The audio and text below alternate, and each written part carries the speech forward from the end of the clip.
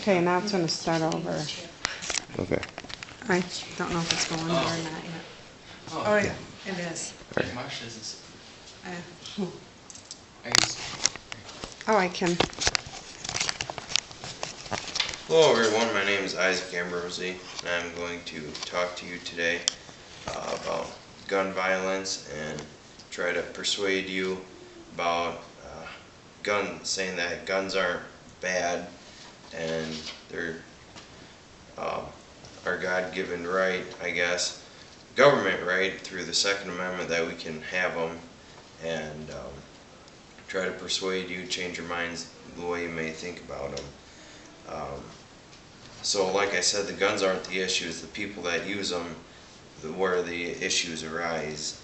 Not all gun owners are bad, but the few that are bad make us all look bad. I've been hunting since I was around the age of 14, and I was raised on the way to the virtues of respecting a gun.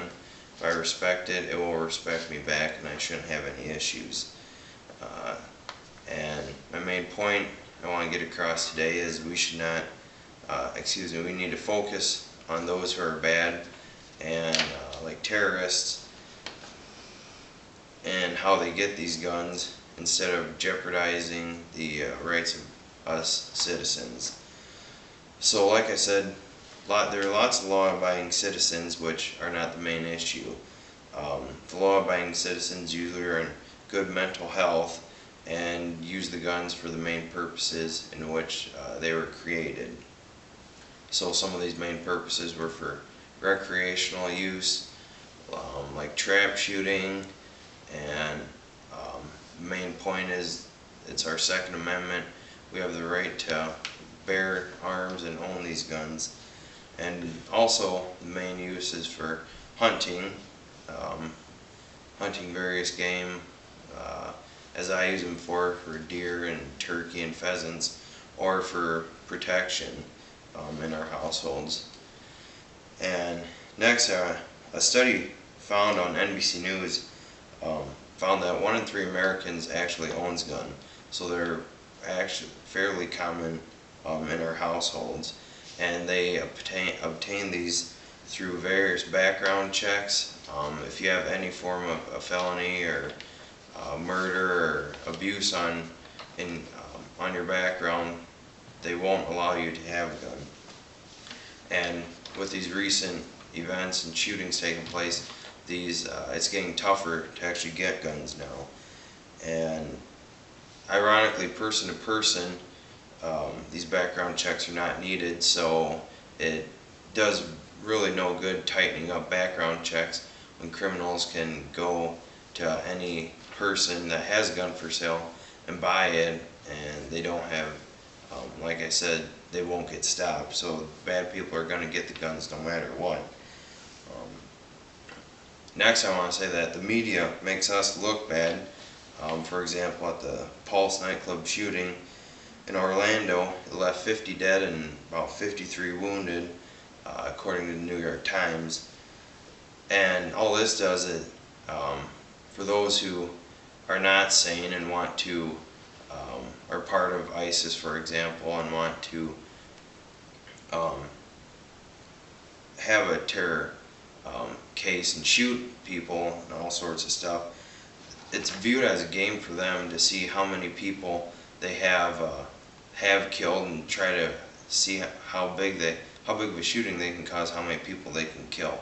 So if we had a little bit less media coverage, then I believe, these issues won't arise as much. And like I said, it just toughens up the gun laws for us law-abiding citizens trying to get a hold of guns and ammo. And then the latest one was when Philando Castro was shot by the police here up in Minnesota a couple weeks ago. He had a concealed carry permit, they said, and he was shot because he looked like he was pulled over because he looked like a suspect in a robbery a few days earlier. Well, if you watch the video and do some more research, he actually never did have a concealed carry permit, like they said in the video, and it's not the I don't want to get too political about this, but I wouldn't say it was the police officer's fault because it was self-defense. He didn't know if the man was going to pull out a gun and shoot him, or what he was going to do. So these issues make the gun battle worse in America, and aren't good. And so a way to clarify all this up and maybe get away from this is, I think we should push for more gun safety throughout America, and with that, then go after those who are bad. Interestingly enough, back in the 1950s, it was legal to, they taught gun safety in America in the school systems, and right now in Missouri it's been legal to do that since around 2013, according to CNN. I believe this would lessen the deaths as students become aware how to use guns and how to protect themselves.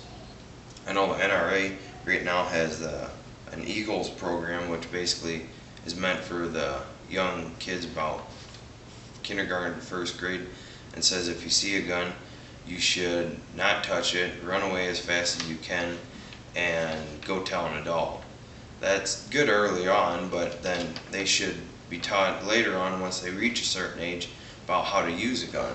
And right now, my main prop, I actually do have a shotgun which I use for deer hunting and various sorts. And the main thing, if you ever come across a gun, however old you are, if you're an adult, let's say, is to make sure the safety's off, which sometimes it's located right here or up here. Make sure it's not on red, because otherwise, if it's on red, that means you can pull the trigger and it'll shoot.